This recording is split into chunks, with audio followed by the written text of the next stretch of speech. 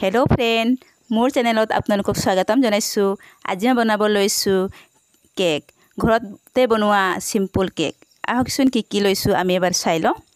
कणी लैछु 3टा आरो मैदा लैछु या 1 बाटी आरो एके जुखते मैं चीनी लैछु या आरो रिफाइनिंग तेल लैछु यात 1 कप बेकिंग पाउडार लैछु 1 चामच बेकिंग सोडा लैछु 1 चामच आरो निमख लैछु अलमान। आहकसुन भिडिओটো आरम्भ करूँ। एतिया एटा पात्र लैछु आरो कणीखिनि एया एटा एटाके एनेকৈ भाঙি लैछु।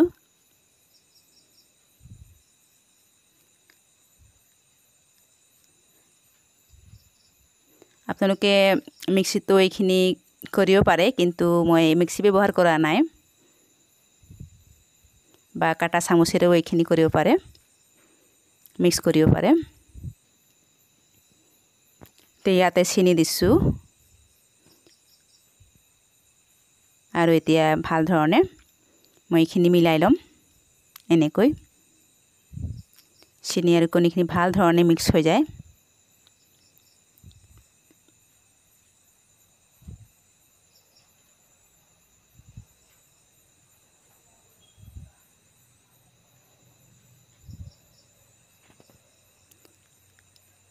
এতিয়া ময়দাখিনি ইয়াত এড কৰিছো আৰু এইখিনিও মিলাই লৈছো।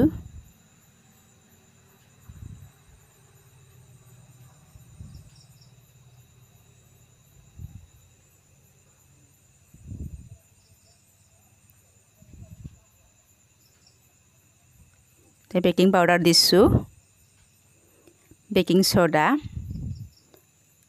আৰু নিমখ এইখিনি দি দিলো আৰু এইখিনিও মই ভালকে এনেকৈ মিলাই লৈছো।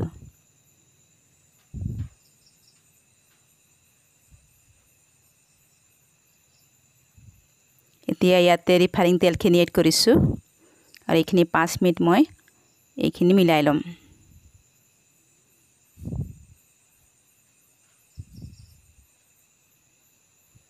এয়া চাইছে এইখিনি ধুনিয়াকে মিক্স হৈ গল গোটেইখিনি। এতিয়া মই 10 মিনিট কাৰণে ঢাকন লগাই থৈ দিছো আৰু এটা পাত্ৰ লৈছো। ইয়াতে অলমান ৰিফাইনিং তেল দিছো আৰু হাতেৰে গোটেইখিনি এনেকৈ মিলাই দিছো তেতিয়া কেকখিনি লাগি নধৰে। এনেকৈ কৰি লব আৰু ইয়াত ময়দা অলমান দিছো তেতিয়া উলিয়াওতে ভাল হয় আৰু এনেকৈ হাতেৰে কৰি লব।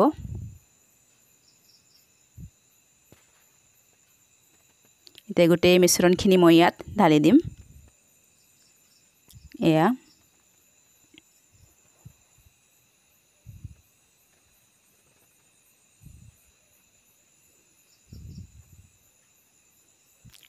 আৰু হাতেৰে এনেকৈ কৰি দিব তেতিয়া সমান হৈ যায় আৰু তলত ধুনিয়াকে বহি যায়। এতিয়া ফ্ৰাই পেন লৈছো আৰু অলপ সময় গৰম কৰিলো তাৰ পাছত মই এয়া কেকখিনি বহাই দিলো।